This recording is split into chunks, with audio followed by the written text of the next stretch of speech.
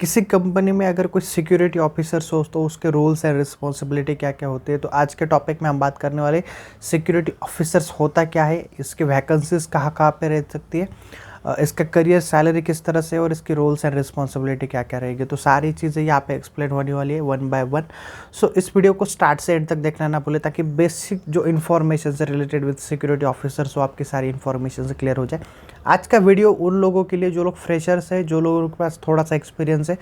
तो ये वीडियो में सारे टॉपिक्स में सिंपल वे से एक्सप्लेन करने वाला हूँ, जिसके थ्रू आपको बेसिक से कंसेप्ट तो क्लियर हो जाएगी कि एग्जैक्टली सिक्योरिटी ऑफिसर्स होता क्या है। तो सिक्योरिटी ऑफिसर्स दो जगह पे टर्म्स होते हैं, जहाँ पे कॉर्पोरेट बड़े बड़े ऑर्गेनाइजेशंस हैं, जैसे हम बात कर सकते हैं आईएसआई, रॉस, तो वहाँ के लेवल के सिक्योरिटी ऑफिसर्स अलग होते हैं। और किसी कंपनी में हम सिक्योरिटी ऑफिसर्स की बात करते हैं, वो थोड़े से अलग होते हैं। उनके रोल्स एंड रिस्पॉन्सिबिलिटी, इनके रोल्स एंड रिस्पॉन्सिबिलिटी में बहुत डिफरेंस है। तो आपको एक बात हमेशा ध्यान में रखनी, आज हम बात करने वाले कंपनी के सिक्योरिटी रोल्स एंड रिस्पॉन्सिबिलिटी के बारे में। यहाँ पे कंपनी के सिक्योरिटी के ऊपर मैं आपको गाइडेंस देने वाला हूँ। तो सबसे पहले सिक्योरिटी होता क्या है गाइस। कंपनी में बहुत सारी मैन पावर्स काम करती है, तो उन मैन पावर्स को प्रॉपरली हैंडल करने का काम, यानी मैन पावर्स को प्रॉपरली जो हम बोलते हैं ना कि उसको डिसिप्लिन में लाने का काम ये सिक्योरिटी डिपार्टमेंट्स का होता है। दूसरा होता है वैल्यू के रिसोर्सेस की देखभाल करना, दूसरा एक बेसिक उनका काम होता है। और तीसरा काम होता है कि सारे रूल्स एंड रेगुलेशंस फॉलो करके प्रोसेस को कंप्लीट करना है, प्रोसेस को कंटिन्यूटी में रखना। सारे प्रॉब्लम्स मैं आपको यहाँ पे बताऊंगा क्या क्या होते हैं और उनके सॉल्यूशंस किस तरह से दिए जाते हैं विद सिक्योरिटी। तो फर्स्टली सिक्योरिटी गार्ड की बहुत सारी ओपनिंग्स कंपनी में निकलती है। फिर इस कंपनी में सिक्योरिटी गार्ड्स अलग जगह पे होते हैं, वहाँ पे आपको गेट पे देखा होगा, या फिर आपने रिसेप्शंस पे देखा होगा, या फिर आपने कंपनी में कई इंफ्रास्ट्रक्चर काम चल रहा है तो वहाँ पर भी देखा होगा। तो वो लोग करते क्या है, इनके रोल्स एंड रिस्पॉन्सिबिलिटी क्या है, उनके action of plan of actions क्या क्या हो सकते हैं और वो कितने लेवल तक डिसीजंस ले सकते हैं, सारे टॉपिक्स यहाँ पे मैं बताऊँगा। फर्स्टली जो सिक्योरिटी ऑफिसर्स होता है तो वो होता क्या है। तो कंपनी में मैन पावर्स होते हैं, मैन पावर को कंट्रोल करने के लिए सिक्योरिटी गार्ड्स होते हैं। गार्ड्स की मे भी टीम हो सकती है 20 लोगों की, 30 लोगों की। इन टीम्स को मैनेज करने के लिए यहाँ पर एक सिक्योरिटी ऑफिसर्स की ज़रूरत होती है। तो फर्स्ट जो रोल्स एंड रिस्पॉन्सिबिलिटी होती है सिक्योरिटी ऑफिसर्स की, वो ये होती है कि अपने टीम को प्रॉपर वे से मैनेज करें। यहाँ पर आपने देखा होगा बड़ी बड़ी जो एमएनसी कंपनी है, विप्रो रही, टीसीएस रही, या फिर फोक्सवैगन, मर्सिडीज बेंज, महिंद्रा, एटॉस, या फिर जॉन डियर, जितने भी बड़ी बड़ी एमएनसीज की कंपनी, वहाँ पे जो सिक्योरिटी है उनके ड्रेस कोड्स भी अलग होते हैं, उनके कंपनी अलग होती है, उनके रूल्स एंड रेगुलेशंस भी अलग अलग होते हैं। तो उनको मैनेज करने वाले पर्सन्स भी अलग अलग होते हैं, जो सिक्योरिटी ऑफिसर्स बोल के वहाँ पे काम कर रहे होते हैं।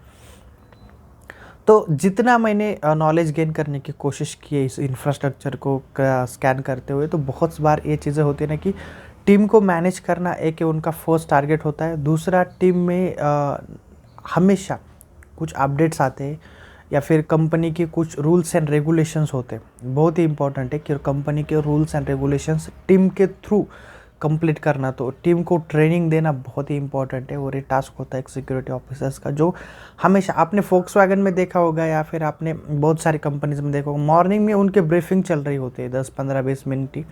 सारा जो स्टाफ है वो एक जगह पे आता है, और उस ब्रीफिंग में शायद से उनको सारी चीज़ें एक्सप्लेन की जाती है कि लेटेस्ट में क्या क्या रूल्स एंड रेगुलेशंस चेंज हुए, क्या क्या चीज़ें जो उनको करनी है। उसके बाद उनके पर्टिकुलर डिपार्टमेंट में भी ट्रेनिंग सेशंस होते हैं। तो उन ट्रेनिंग सेशंस में जो सिक्योरिटी ऑफिसर्स है, ये आपको वहाँ पे जाके बताएंगे कि ये रिसेंटली मैनेजमेंट में चेंजेस किए और ये चीज़ें अभी ग्राउंड लेवल पे करने हैं, तो ये चीज़ें आप लोग करेंगे, या फिर इस पोजीशंस पे आप काम करेंगे।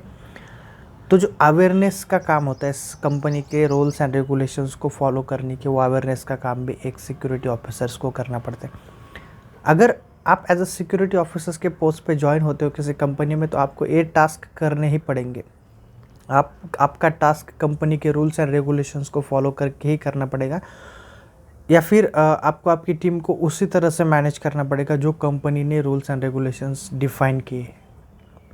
तो ये एग्रीमेंट होता है, एक्चुअली एक सर्विस लेवल एग्रीमेंट होता है। जब भी आप किसी कंपनी का सर्विस डिपार्टमेंट या फिर सिक्योरिटी डिपार्टमेंट हैंडल कर रहे हो, तब जाके इस एग्रीमेंट को आपको साइन करना पड़ता है कि ये जो रूल्स एंड रेगुलेशंस है उनको फॉलो करके ये सारी चीज़ें कंप्लीट की जाएगी। सो उसके अकॉर्डिंग ये सारे डिसीजंस लिए जाते हैं।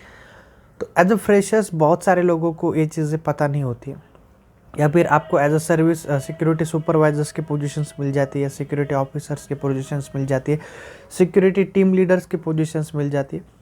तो अगर कम लोगों की टीम हो तो टीम लीडर्स कहा जाता है, बट टीम अगर बहुत ज़्यादा लोगों की हो तो वहाँ पे सिक्योरिटी ऑफिसर्स की पोस्ट मिलती है। तो ये जो पोस्ट है, इस पोस्ट का बेसिक बेनिफिट्स यही है गाइस कि आपको आपकी टीम को प्रॉपर वे से मैनेज करते आना बहुत ज़रूरी है। हर एक बंदे को रूल्स एंड रेगुलेशंस पता होने चाहिए, हर एक बंदे ने कंपनी का पूरा डिसिप्लिन फॉलो करना चाहिए। ये फर्स्ट चीज़। और दूसरी चीज़ अवेयरनेस, हमेशा आपको आपके टीम में अवेयरनेस देना होगा कि रिसेंटली क्या क्या पॉलिसीज़ में चेंजेस हुए। अभी तीसरी बात करती गई जो रोल्स एंड रिस्पॉन्सिबिलिटी के ऊपर, कि कंपनी में जितने भी रिसोर्सेस है उन रिसोर्सेस की देखभाल करने का काम है सिक्योरिटी गार्ड्स को होता है। बहुत बार आपने देखा होगा कंपनी में आते जाते हुए चेक्स होते हैं, या फिर कंपनी के डिपार्टमेंट को भी हमेशा एसेट्स को स्कैन किया जाता है, बहुत सारी चीज़ें जो वहाँ पे होती है। तो ये सारी चीज़ें भी एक सिक्योरिटी गार्ड ऑफिसर्स के अंडर आती है। तो एग्रीमेंट में ये चीज़ें हो सकती है कि अगर कुछ इधर उधर मिसिंग रहा तो ये एग्रीमेंट में उनके ऊपर आ सकता है। और बड़े बड़े कंपनीज एग्रीमेंट करके ही सारी चीज़ें करती है कि अगर सिक्योरिटी काम नहीं कर रहा है तो एक फिर बाहर कैसे गए। सो इन चीज़ों को भी हमेशा सिक्योरिटी चेक्स में देखा जाता है। बहुत बार कंपनी में आप अगर देखेंगे तो जब 6 बजे एम्प्लॉयज आते हैं तो उनकी चेकिंग्स की जाती है। अभी रिसेंटली जितने भी स्कैन आईडीज़ के थ्रू चेकिंग की जाती है, या फिर कि यहाँ पे आपको फिज़िकली किसी को कुछ रोकने की ज़रूरत नहीं है, डायरेक्टली वो उस चेक पॉइंट से पास होगा तो आइडेंटिफाई हो जाएगा कि उसके पास क्या था क्या नहीं।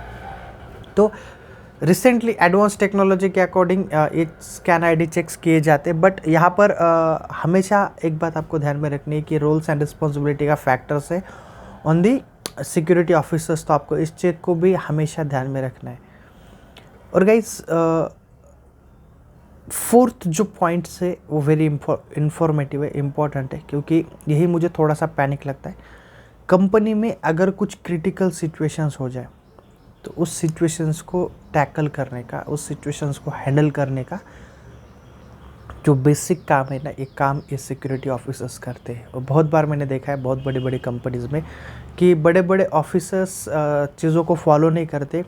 In that case security guard उनको समझाने की कोशिश करते और यहाँ पे आर्गूमेंट होती है, थोड़ा सा इधर उधर उनके बीच बातचीत होती है। तो इस बातचीत का प्रॉपर कंक्लूजन निकालना भी वेरी इंपॉर्टेंट है। तो ये काम भी एक सिक्योरिटी ऑफिसर्स के ऊपर आ सकता है।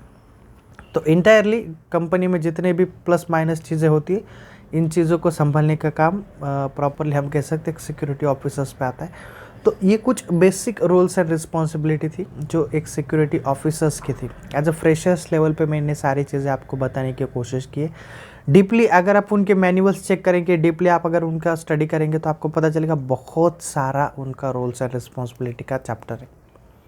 तो अलग अलग डिपार्टमेंट पे अलग अलग रोल्स एंड रिस्पॉन्सिबिलिटी होती है और अलग अलग इस पे अलग अलग रूल्स डिफाइन होते हैं।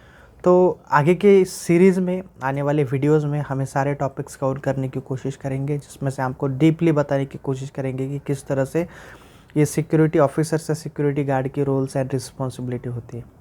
अभी तक हमने सिर्फ कंपनी लेवल के सिक्योरिटी गार्ड की बात की है, ना कि हम बात करते हैं कि यहाँ पे हाउस गार्ड होते हैं या फिर बहुत सारी चीज़ें होती है बाहर की। बट ओनली हम कॉर्पोरेट वर्ल्ड को ही टारगेट कर रहे हैं, इंडस्ट्रियल वर्क को टारगेट कर रहे हैं। तो इंडस्ट्रियल वर्ल्ड में जितने भी सिक्योरिटी ऑफिसर्स के टर्म्स आते हैं उसके अकॉर्डिंग चीज़ें मैंने बताने की कोशिश की। सो होप ये वीडियो आपको बहुत कुछ इन्फॉर्मेशन दे चुका होगा। अगर आपको कुछ कमेंट्स हो, डाउट्स हो आपके, तो बेशक आप मुझे कमेंट करके पूछ सकते हैं। फर्स्ट टाइम मेरे इस चैनल को देख रहे हैं तो इस चैनल को सब्सक्राइब करना ना भूलिए गाइस। और ये वीडियो सच में इन्फॉर्मेटिव लगता है तो आपके दोस्तों के साथ व्हाट्सएप ग्रुप या फिर व्हाट्सएप्स में भेजना ना भूलें, ताकि दूसरों को भी इसका बेनिफिट्स हो सके। So thank you so much for watching this. Bye bye, take care.